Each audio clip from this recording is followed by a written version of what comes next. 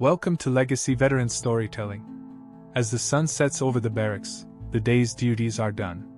Settle in, relax, and prepare yourself for tonight's story.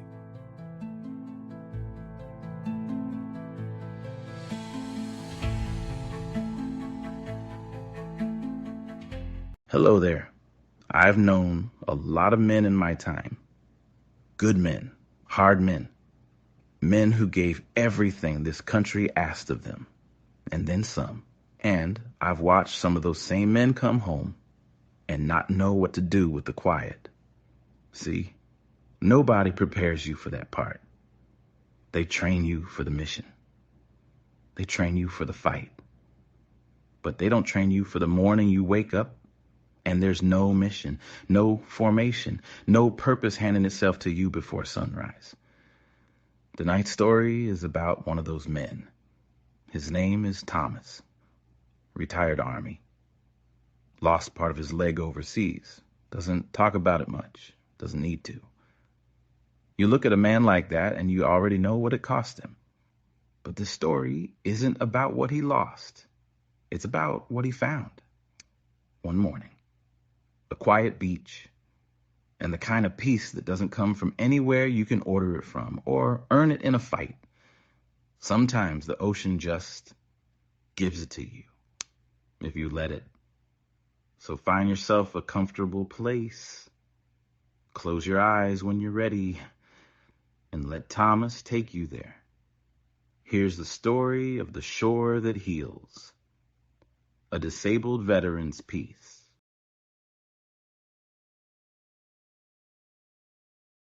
The Shore That Heals, a disabled veteran's peace at the ocean 1 hour sleep story.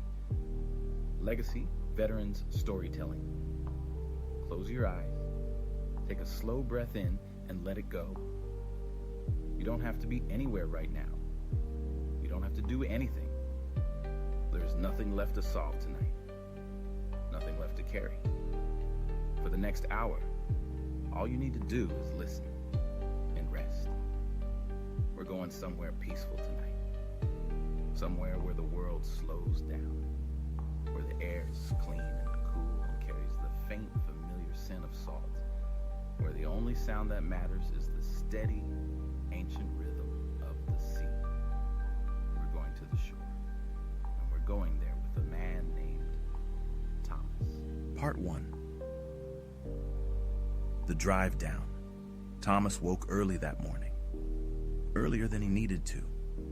Earlier than most people would. He lay still for a moment in the gray quiet of his bedroom, listening to the ceiling fan turn slowly overhead. The blades made a soft, rhythmic sound. A steady, gentle hum that had become, over the years, one of the few sounds that truly calmed him. He was 54 years old. His hair was mostly silver now, cut short out of habit more than preference. His hands, resting on the blanket, were large and weathered. The hands of a man who had spent decades outdoors in sun and wind and cold. The left one had a faint scar that ran along the knuckle of his index finger. An old reminder of something he no longer thought much about. He didn't reach for his phone. He didn't look at the clock. Instead, he simply lay there, breathing, letting the room come into focus around him. The pale light behind the curtains told him it was somewhere around 6 in the morning, maybe a little before. That was enough. He sat up slowly, the way a man does when his body has earned its rest and asks for patience in return. He swung his legs to the edge of the bed, and he paused, the way he always paused before standing. He looked down at his left leg, at the place just below the knee where his own flesh ended and something else began. The prosthetic sat beside the bed, exactly where he always left it before sleep. Familiar, steady, his. He took his time putting it on. He always did. There was no rush anymore. That was something he'd had to learn, and learn again. And learn a third time before it finally settled somewhere deep inside him. That there was no rush. that slow and steady was not weakness, that the body, when treated with patience and care, was capable of far more than anyone gave it credit for. He stood. He walked to the window and pulled the curtain aside with one finger. Outside, the neighborhood was still. A single streetlight cast a soft orange circle on the empty road. A neighbor's cat moved silently across a lawn. The sky in the east carried the very first blush of morning, a thin line of pale gold just above the rooftops. Thomas watched it for a moment. Then he went to make coffee. He had decided the night before that today was a beach day. He didn't always decide things the night before. For most of his adult life, plans had been made by other people and handed to him in the form of orders, schedules, briefings, coordinates. He had been good at following them. Exceptional, even. But those days were behind him now. And slowly, he was learning to love the quiet authority of making his own plans. Beach day. He'd written it on a small notepad on the kitchen counter, just 2 words. Beach day. He had smiled when he wrote it, in a small, private way. The kind of smile you smile when something simple turns out to be a gift. He drank his coffee by the kitchen window, watching the sky lighten. He made 2 pieces of toast and ate them without butter, the way he preferred. He packed a small bag, a folding beach chair, a worn paperback he'd been meaning to finish for 3 months, a bottle of water, a second bottle of water because the first one was never enough, a thin blanket in case the wind came in, cold off the water. He thought for a moment, then added a small container of the good dark chocolate his daughter had sent him from the city last month. She was always sending him things. Little packages in the mail with short notes tucked inside that said things like, "Thinking of you, Dad, and saw this and thought you'd like it." He always did like it. Every time. He loaded the bag into the back of his truck, a dark blue pickup old enough to have character, well maintained enough to still run smooth, and he climbed in. The drive to the coast was an hour and 20 minutes. He knew every mile of it, had driven it dozens of times over the years, first with his wife, later with his kids, later still alone. Each version of the drive had its own feeling. Today's version, a quiet Tuesday in early autumn, nobody expecting him anywhere. The truck cab, smelling faintly of coffee and something like pine, felt like one of the good ones. He turned on the radio low, an oldie station playing something soft and unhurried. He didn't sing along. He just let the music sit in the cab with him like a companion, filling the space without demanding anything. Outside, the world scrolled past. Fields wide and flat, still green but beginning to brown at the edges. A small farmhouse with a light in the kitchen window. A roadside stand not yet open, with hand-painted signs advertising pumpkins and cider. A long stretch of pine forest where the road narrowed and the trees pressed in close on both sides, and the light came through the branches in long, slanted shafts. Thomas breathed. In through the nose, out through the mouth, the way the physical therapist had taught him years ago. When the noise gets loud, she'd said, breathe. It's the one thing you can always control. He had rolled his eyes at the time, young and proud and convinced that breathing exercises were for people who hadn't done the things he'd done. He had been wrong about that, as it turned out. He had been wrong about a number of things. The pine forest gave way to open marshland. The air changed. He could feel it even through the truck's vents now. Something cooler. Something with depth to it. The smell of tidal flats and open water began to thread its way in, faint and clean and unmistakable. His shoulders, which he hadn't noticed were tense, let go a little. Almost there. passed the old bait shop with the faded sign. He passed the motel with the broken vacancy light that had blinked the same slow blink for as long as he could remember. He turned left at the lighthouse road, the way he always did, and followed the narrow two-lane down toward the shore. And then the ocean appeared. It always surprised him.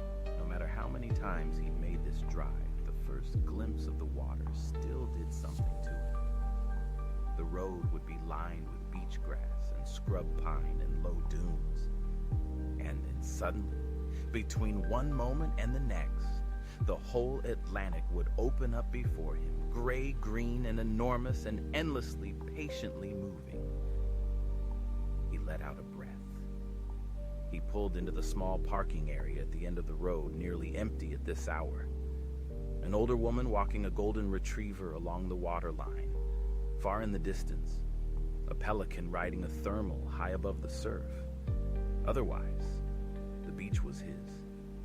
He sat in the truck for a moment, just looking at it. The water was calm today, not glassy. There were waves, a steady rolling procession of them, one after another, the way they had always been and would always be. But calm in the way the ocean can be calm on a clear autumn morning when the wind hasn't yet decided what to do with itself. The waves came in low and even, breaking with a soft, continuous sound that Thomas had always found it impossible to describe to people who hadn't heard it themselves.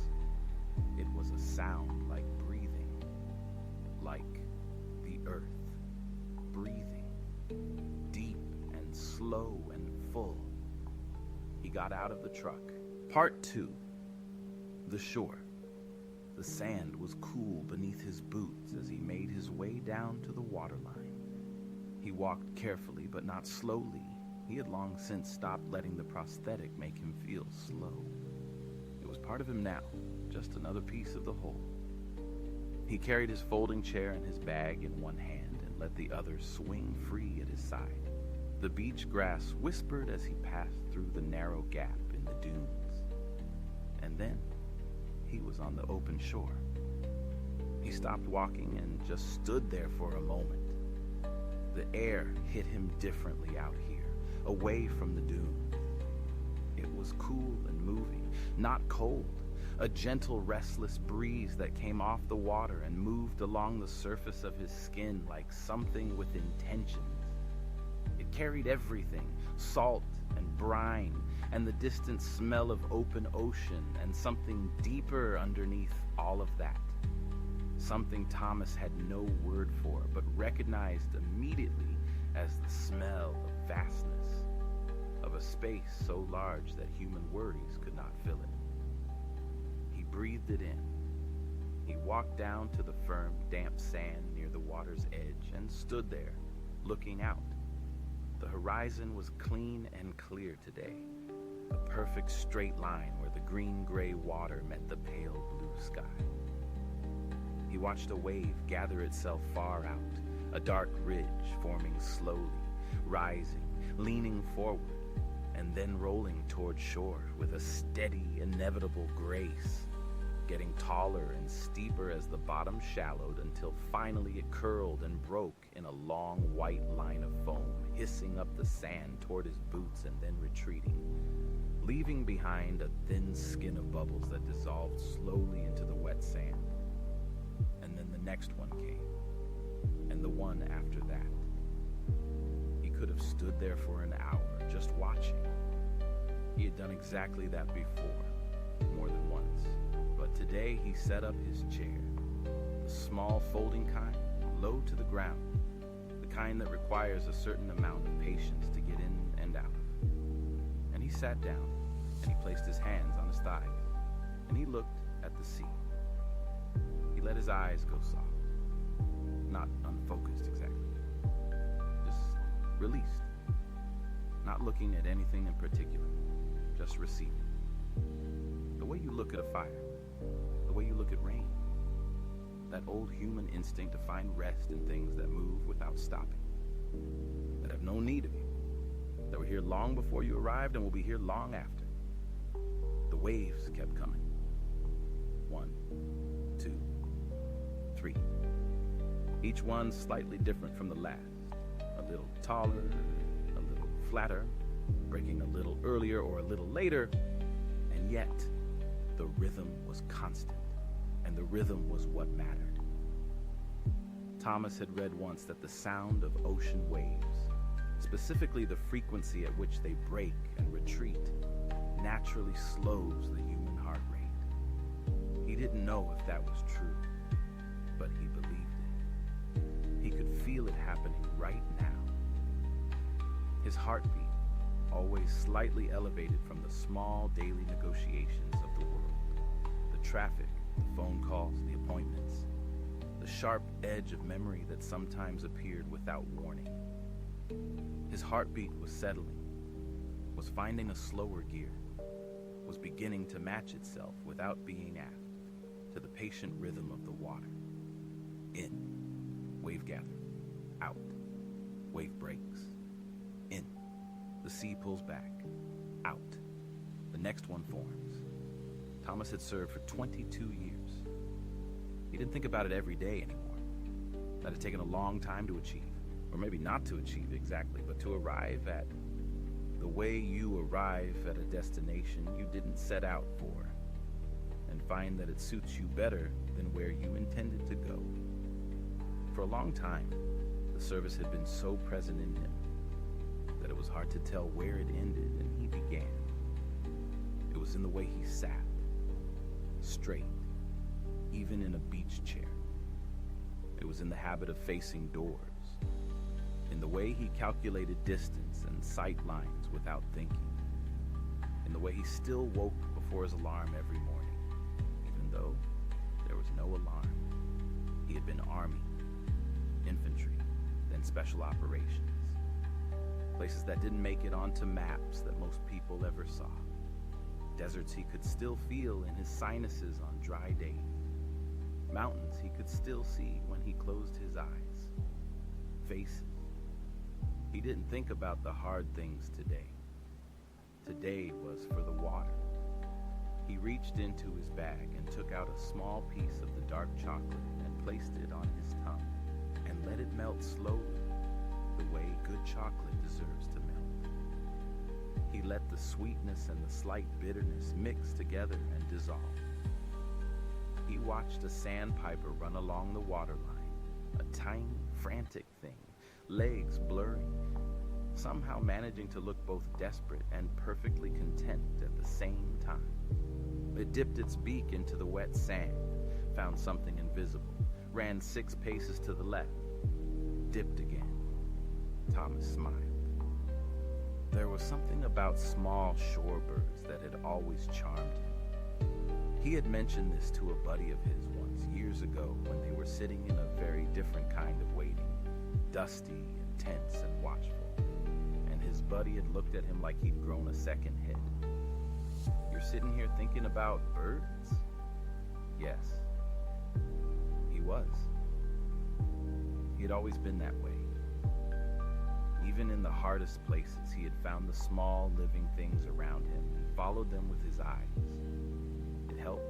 Part 3. Settling. The morning was deepening now. The sky had shifted from the pale silver of early day to something richer, a soft, clear blue that went all the way to the horizon without a single cloud in it. The sun, still low in the east, cast long shadows across the sand and laid a shimmering path of light across the surface of the water, all the way from the horizon to the shore. Thomas sat in the center of it, warm on his face and arms, and felt the particular pleasure of sunshine in the early fall, when the heat of summer is gone and the sun's warmth becomes a thing to be grateful for rather than escaped. He leaned back in his chair, farther than he usually allowed himself. There was a version of Thomas that was always slightly braced, always slightly forward-leaning, always ready. He knew that version well. That version had kept him alive in some places and was now in the quiet life he was building, gently no longer required. He let his head fall back. The sky above him was enormous.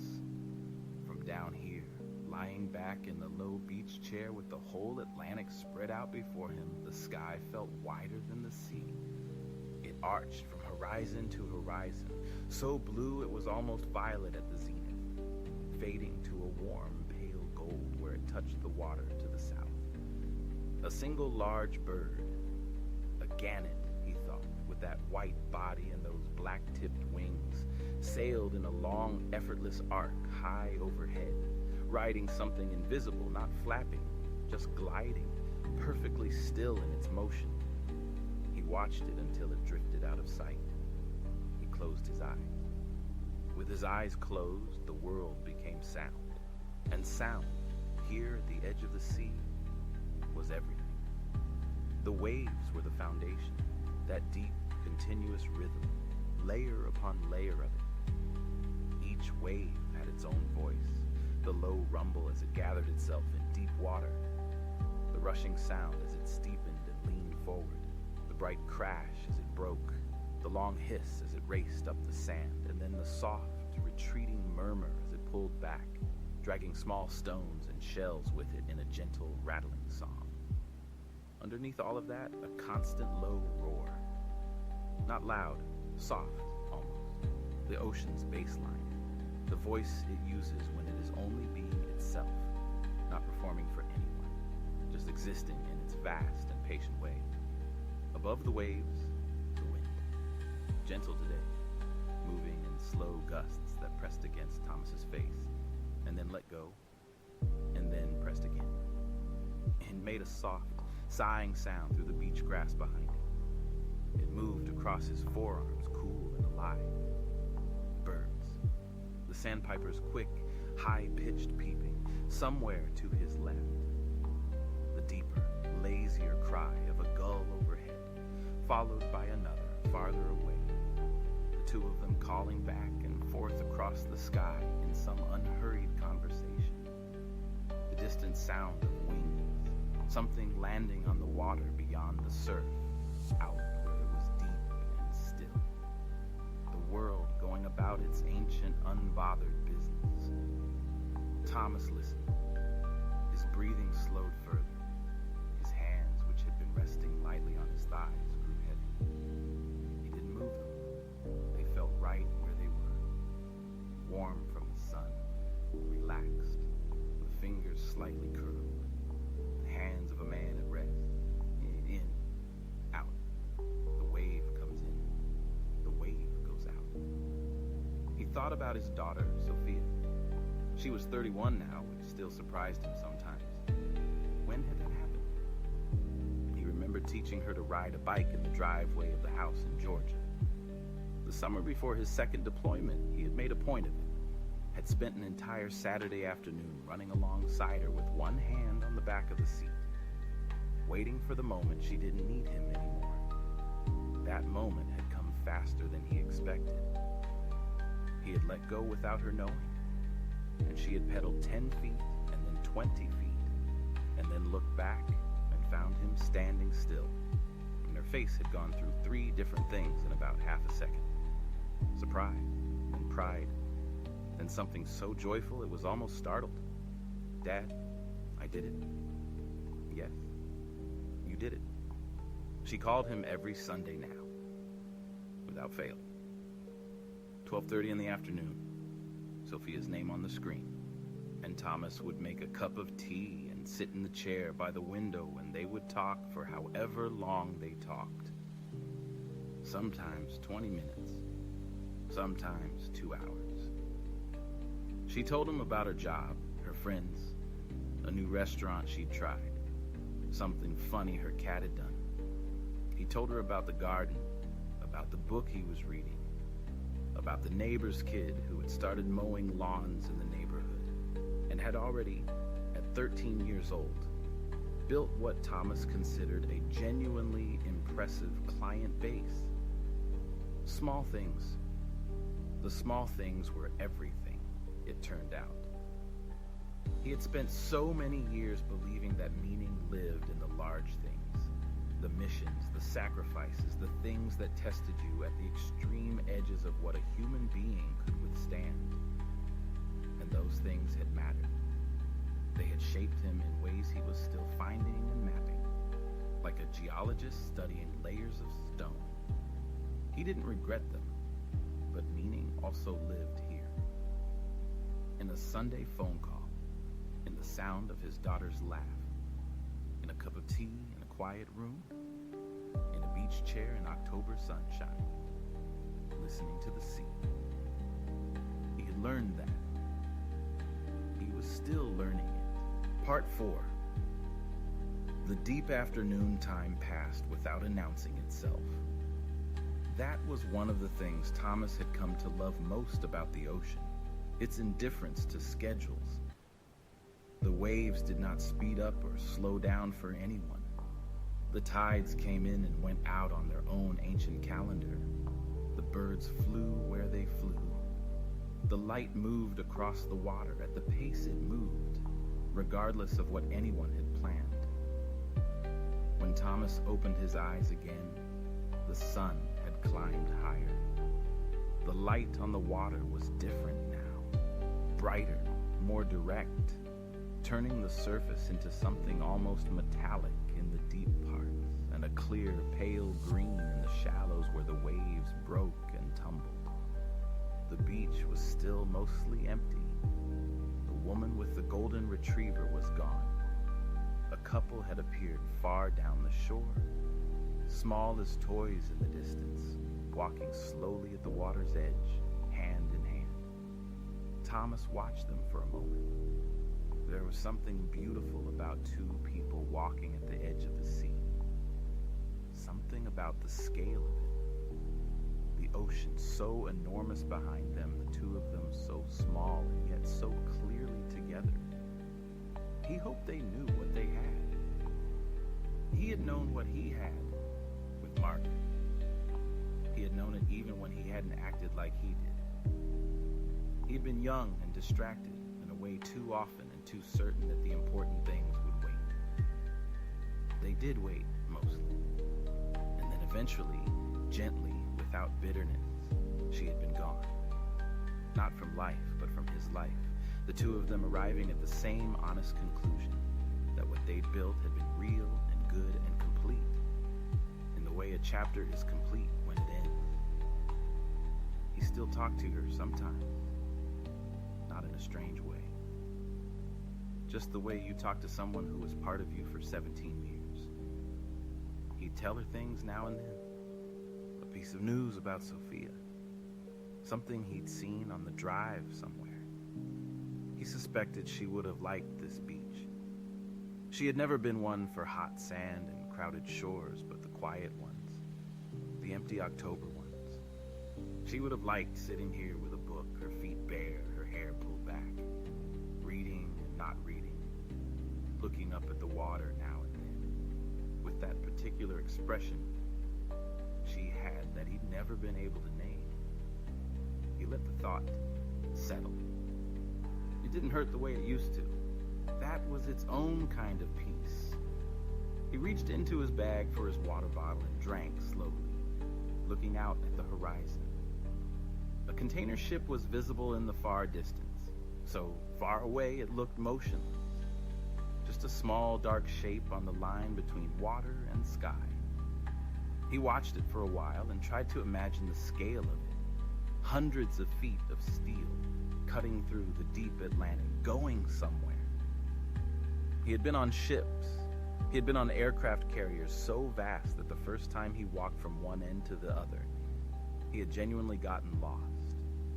He had flown over oceans in the dark in aircraft that smelled of hydraulic fluid and cold metal, looking out a small porthole at nothing but black below and black above, and somewhere in between, a thin stripe of stars. He had been to places that most people would never see. And he had come home. That was not guaranteed. He had known people who had not come home. He thought of them sometimes, not always in grief now, but more often in a kind of gratitude that had no clean shape, something between thank you and I'm sorry and I carry you. They were the reason he tried to sit in beach chairs and eat dark chocolate and talk to his daughter on Sundays. Not out of guilt, out of love, out of a sense that the life he still had deserved to be lived in full. He put the water bottle back. He settled his hands back on his thighs. He let his eyes go soft again, out over the water. Part 5. The settling hour. The wind had gentled. The gusts that had been moving through earlier had faded to something barely there, a soft, occasional breath that moved the beach grass at the top of the dunes and touched the surface of the water, and then let everything go still again. In the stillness, the sound of the waves was clearer, purer. Thomas could hear each wave as its own thing now. The individual life of it, from that first gathering in deep water, the slow rise, the rush forward, the bright, clean break, the long retreat. He began to breathe with them. In as the wave gathered, hold as it rose, out as it broke and rushed the shore. Let it go as it pulled back. His chest rose and fell. The sun on his closed eyelids made a warm orange darkness, comfortable and complete. He felt his jaw unclench in a way he hadn't noticed it was clenched. He felt his shoulders already low, lower, further. The chair beneath him was solid and tilted back just enough, just the right angle, a small luxury that cost nothing. And the sand beneath the chair's feet was firm and dry and warm from the morning sun. His left leg, the real one, felt warm and loose and heavy. His prosthetic, below the knee, was always a background awareness rather than a sensation. But today, even that awareness was quiet. He had stopped thinking about it the way you stop thinking about your shoes when you've worn them long enough. He was just here, just Thomas, at the ocean, in the sun, breathing. He let his mind wander, the way the mind wanders when it finally trusts that nothing is required of it. He thought about nothing in particular. The color of the water, that particular deep green-gray, the color of old glass, the color of the sea in October, the sound of the sandpiper somewhere to his left, still making its small inquiries in the wet sand. The smell of the air, which was salt and cold, and something living, something old, something that had been here before. There were words for it. He thought about the drive home, how the pine forest would smell in the late afternoon, when the sun came through the trees at a lower angle and the air began to cool. He might stop at the farm stand for cider. He might pick up something simple for dinner and eat it at the kitchen table with the back door open, listening to the yard. Maybe call Sophia a day early. She wouldn't mind. Small plans, good plans, the kind of plans that felt, if not grand, then genuinely precious. A wave came in larger than the other, not dramatically so, but noticeably, the way occasional waves do, carrying a little more of something, more weight or more speed, breaking with a sound a register lower than the ones before it. The foam ran higher up the sand, to within a few feet of where Thomas sat. He watched it pull back. It left behind a long, smooth darkening of the sand, and in that darkening, something caught the light, a small shell, pale and curved, tumbled smooth by years of water and stone. It sat there for a moment, revealed, before the next wave came and covered it again. He thought, I've been tumbled smooth too. Not a sad thought, just a true one. The years of service, the loss of the leg, that had been its own tumbling, the sudden violent kind. The years of recovery, the physical therapy, the long honest work of rebuilding, that had been a different kind. And the quiet years since, the slow learning of a new pace, the garden and the Sunday phone calls and the drives to the beach. That was the smoothing, the patient, persistent work of the water on a rough stone. He was not the man he had been at 25. He was not the man he'd been at 40. He was Thomas now, at 54, in a beach chair, watching the sea. And that was enough. It was more than enough. It was, if he was being honest, and he had learned to be honest, that too had been part of the tumbling. It was good. Part 6, drifting. Let your body become heavier now. Let the chair hold you. Let the earth hold the chair. Let there be nothing for your muscles to do. No effort needed anywhere in your body. Feel the warmth of the sun moving slowly across your face, your neck, your forearms. Feel the cool of the ocean air between the warmth. Feel your breath, steady and slow, matching the tide. You're here. The waves are coming in. One after another, after another. Each one the same and never the same. Each one complete. Thomas sat with his eyes closed for a long time. The sun moved. The shadows on the beach shifted slowly. The sandpiper moved down the shore and found new territory. A gull landed 20 feet away and regarded Thomas with one brilliant yellow eye, and then, satisfied he was no threat, folded its wings and turned to face the water. The two of them sat together, the man and the gull looking at the sea. He thought, I made it.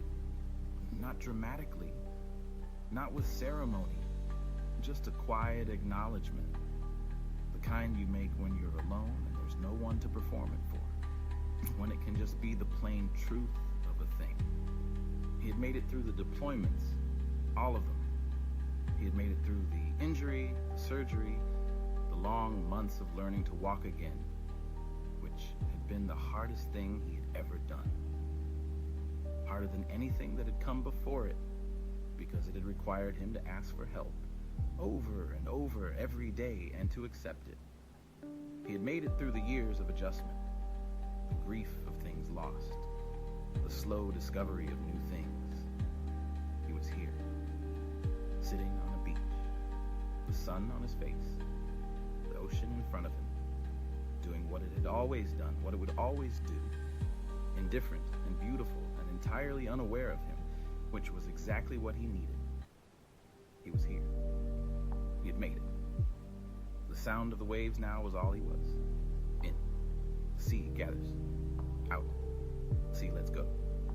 In. Your breath. Out. Your breath. Nothing to carry. Nothing to hold. The afternoon light stretched long and golden across the sand. The ocean went about its endless, patient work. And Thomas sat in the warm stillness of it all, his hands open on his thighs, his face turned toward the horizon, and he rested. He rested the way a man rests when he has earned it. The way a man rests when he finally believes he has. There will always be another wave. There will always be another morning. There will always be a shore somewhere, waiting. And the shore will always be the same. The shore will always be different. You will always be welcome there. And the sea will never ask anything of you except that you breathe and listen and let it hold you at the edge of its enormous, ancient, indifferent, loving self.